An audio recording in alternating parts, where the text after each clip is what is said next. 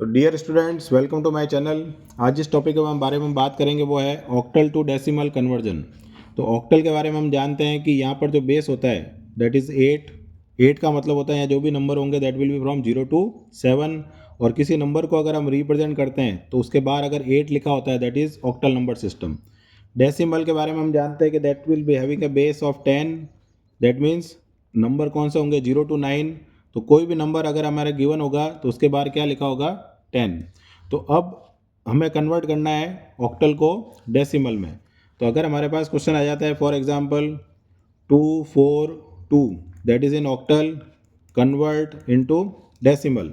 तो सबसे पहले हमें क्या करना है, कितने नंबर है हमारे पास, 3 नंबर हैं और हमारे पास बेस क्या है 8 है। तो हम स्टार्ट करेंगे लेफ़्ट टू राइट।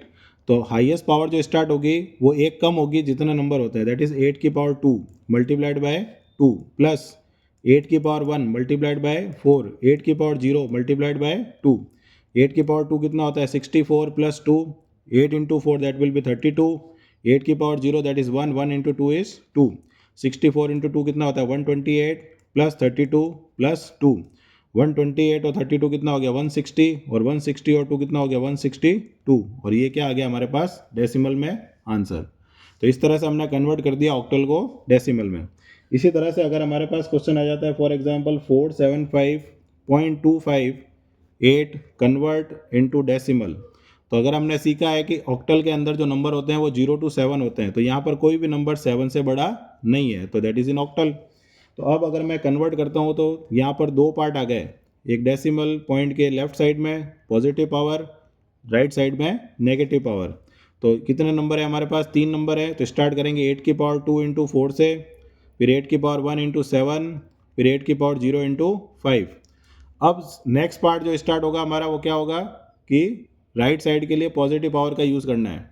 तो पॉजिटिव पावर में क्या लिखा हुआ है यहाँ पर 0.25 लिखा हुआ है। तो सबसे पहले हम क्या करेंगे 2 इंटू 8 की पावर -1 एंड 5 इंटू 8 की पावर -2, इस तरह से हमने प्रेजेंट कर दिया। अब 8 की पावर 2 कितना होता है 64 इंटू 4 प्लस ये हो जाएगा 56, ये हो जाएगा 5। यहाँ क्या लिख सकते हैं हम 2/8 और यहाँ क्या लिख सकते हैं 5/64।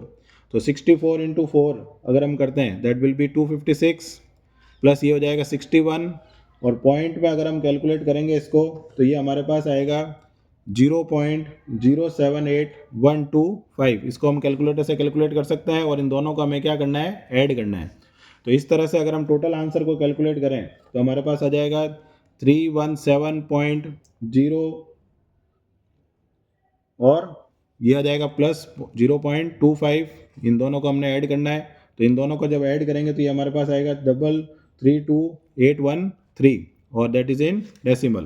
तो 2/8 को अगर हम कैलकुलेट करते हैं दैट विल बी 0.25 और 5/64 को कैलकुलेट करेंगे दैट विल बी 0.078125। इन दोनों को हमें ऐड करना है तो दैट विल रिजल्ट इन 0.32813।